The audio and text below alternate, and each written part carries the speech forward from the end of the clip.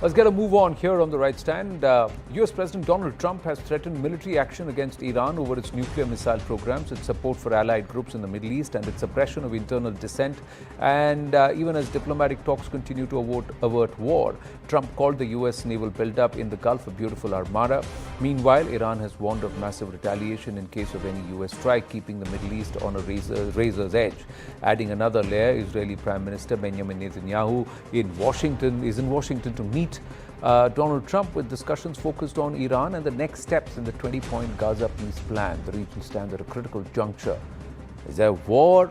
Will there be peace? Will there be a deal? Or are the red lines being tested? As tensions between the United States and Iran have escalated, US forces have stationed at the Al Udeid Air Base in Qatar, America's largest military installation in the Middle East, and they've taken a big step to adjust their defensive posture. Satellite images show that Patriot surface-to-air missiles have been loaded onto truck-mounted launchers, so mobile launchers, marking a shift from more fixed sites and giving the weapons greater mobility. At the Al Udeid Air Base in Qatar, satellite imagery shows a significant US presence. On the 1st of February, the base hosted one RC-135 reconnaissance aircraft, 3 C-130 Hercules, 18 KC-135 Stratotankers, and 7 C-17 Globemaster IIIs. Earlier on the 17th of January, satellites recorded 14 KC-135s and 2 C-17s.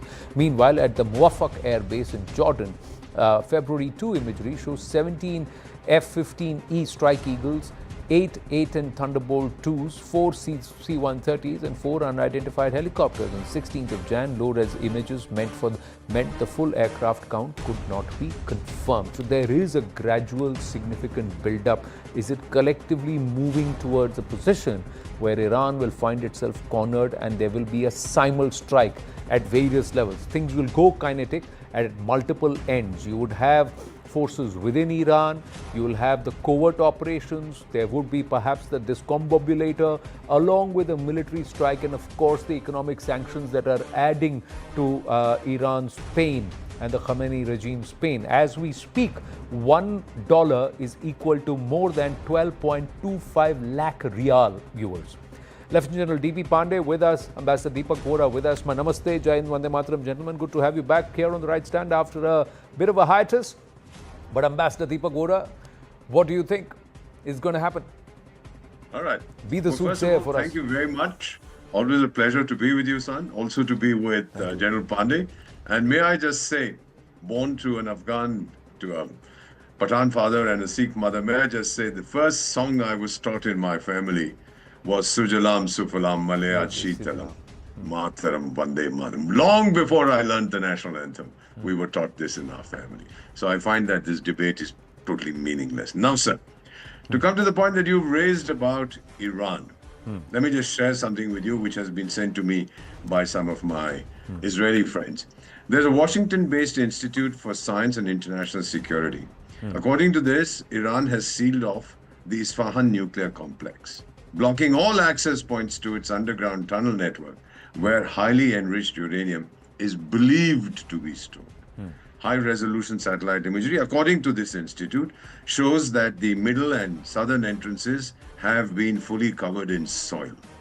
And the idea is that in case this is attacked, there should be no radioactive leak. They are probably thinking about what we did to the Nur Khan Air Base in Pakistan. So this is what is coming to me. Now the question is, the last time when Netanyahu went to Washington, May, June last year, the strike followed. Yeah. Bibi has gone there again. Sir, the strike is coming. The mullah regime is doomed. You can talk all about international law and this, that, and the other, and the Iranians will fight back like hell, etc. Great, let them fight back. Venezuelans were also prepared to fight back, but their systems were totally compromised. You know that better than I do. You remember Stuxnet, what it did to Iran's nuclear program. It put it back by 10 years. And the selective elimination, obliteration, assassination of Iran's nuclear scientists that the Israelis are so good at, that is going to push it back. So I don't believe they have a usable nuclear weapon. I don't think their missiles are going to be terribly effective in the event that the command and control systems are compromised. But the attack is going to come. Where are Iran's friends? It doesn't have any. So do you recall when I was there, General Saab, when the Shah was booted out in 1979? And Ruhollah Khomeini came and said, now the world has to become Islamic. Because you see, we are setting the trend. And all these Gulf monarchies, boot them out. You think the Gulf monarchies would have liked that, sir? And then what happened to the Arab Spring? Do you remember that in 2011, was it, General Pandey? What was Iran's role in that? Countries like, who was it, sir? It was Egypt. Libya, Tunisia, Egypt, Yemen. The Iranians were helping those fellows there, saying these are pro-Western regime. And so all these chaps on the street, they are great guys. Now, it's not an Arab Spring, it's an Islamic Spring. The only country they spared was, Syria. When people said, listen, but the guys on the streets are protesting against the dictator. Oh, no, he's not a dictator. He's a very nice guy. It's a different matter that he goes shooting his people. Iran got so confused about who to support and who not to. And the Gulf monarchies will dance with joy, sir. So will Russia, so will the United States, and of course, China. Remember, sir, that the US and Russia and the Soviet Union had supported Iraq when Iraq was encouraged by Kuwait and by Saudi Arabia, UAE, to clobber Iran from 1980 to 1989. So nothing has changed. The mullahs have dug their own grave. May they fall into it, according to my friends in Israel, sir. General Pandey, how do you see? Is it going to go kinetic soon? Yeah, it should. I think it was, as we had predicted, 31st December. Jan was possibly the last day, and then should go anytime. I think. Or have they missed the window? Because you said that the last week of Jan, first week of Feb, and they'll miss the window, critical advantage. Yes, sorry. So they missed the window. Now what is happening is there's a chase which is on. So Trump is doing the best what he does. That means he does 3 T's: that he talks, threat, and turmoil. Right. So he's talking to them, possibly to get a deal out through the Iranians who are not directly in communication with his team. He's creating turmoil within the country, and the threat is in form of build-up, which is taking place. So now the latest is that the second aircraft carrier possibly expect to move in, and you've already shown what build-up is taking. So military posturing and hardening is an indication that we may come. So this is all posturing which carries out. But please understand that Iran, what they are doing. There are 2 leverages for the regime. The only leverage with them is the ballistic missiles, on which they can actually hit Iran, Israel, and other bases, if not other Gulf countries. Right. And therefore, this is one basic thing which Netanyahu or the Americans want them to give away or control. The second is they want to give away this whole mission of going nuclear. So I think while Midnight Hammer, if you recall again, Midnight Hammer also happened about a week later, and they were able to protect their assets and all, and I don't think major damage has taken place to Iranians' program. It has been delayed by a couple of months, but then it is still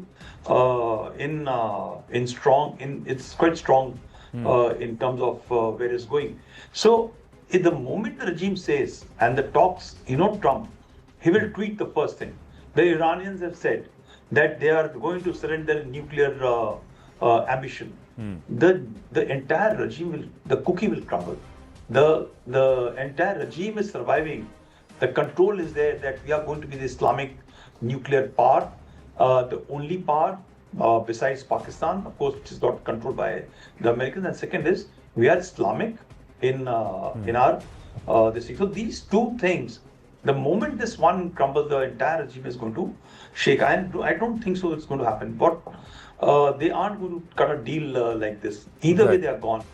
Right. The last thing which I just want to add is that this time where you were saying the challenge was the Chinese are putting their best foot forward to empower, enable, embolden the Iranians. So there is a lot of effort in terms of equipment, in terms of intelligence, in terms of information, in terms of communication, and putting in assets which are required by the Iranians to ensure that they are able to create certain degree of trouble, or at least contest, or at least that posturing which the Americans are doing should be held off for some time. The issue which comes up is now the people who are neutral in the region, and they are the Gulf guys, right? So they don't want, and the response, the Iranians are making that threat the way Americans are making, that we are going to carry out strikes in the American bases. And oh, by the way, in case something falls in the Gulf countries, they will be also compelled to actually join into the war. So this is a challenge in which Trump has to actually play and convince his own partners in this entire game to be with them in case the war goes sideways, which is likely to go in. This is not going to end happily for either of them. Right, but there is also this aspect that many say that five or six things have to happen simultaneously. Those assets inside Iran there has to be huge public outrage. Bust militia, about 1 million of them, they'll have to be brought down. The IRGC, which is about 1.5 lakh cadre, will have to be neutralized or somewhere left leaderless or rudderless. And most importantly, someone will have to take out the Khamenei regime. They have not attempted, despite repeated attempts, they've failed at that. Largely, the Iranians have come out and said, or the Khamenei regime has said, कि हम तो डूबेंगे सनम, तुम्हें भी ले डूबेंगे. So they may put out mines in the Strait of Hormuz. They may just, go hell for leather and just unleash all their ballistic missiles from their silos. And look at the amount of damage that could do in this entire region. And the Americans and the rest of the Gulf, etc., would take years to try and, demine the entire Strait of Hormuz, Ambassador Deepak Vora. All of that is not going to be easy. All right.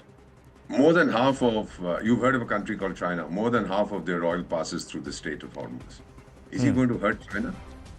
Not a chance in hell. He hasn't done it ever. He won't do it now. This is very nice for media speculation. He's not going to do it. Right. Second thing is, sir, I have some reports, very credible reports, that a lot of rich Iranians are using Hawala to send their money to Dubai. What does that mean? That they are really worried. You talked about 1 lakh, whatever it was for the Riyal, which used to be such a strong currency when I was there. It's now vanished. It's disappeared. They are hurting like hell and saying we'll dilute our enriched uranium. Arrant nonsense. What, you put water in it or you put some blend in it, etc. That's the kind of thing that they're talking about. They're running scared. It's as simple as that. But what unites them is the great Satan, America, and the little Satan, which Khomeini had said, Israel. And you have to fight these guys. My last question, my comment, and maybe General Saab would be able, you would be able to Sir, I've run out of time, so yes. Oh, okay. I just want to know, what is Iran doing with Israel? Leave it alone. It's 2,000 kilometers away. Go home, guys. Well, we'll see. We'll see who goes home and what happens in the coming days. Gentlemen, always good to have you here on the show. Good to speak with you. Thank you so much. Thank you. Thank you, sir. Thank you, Ambassador.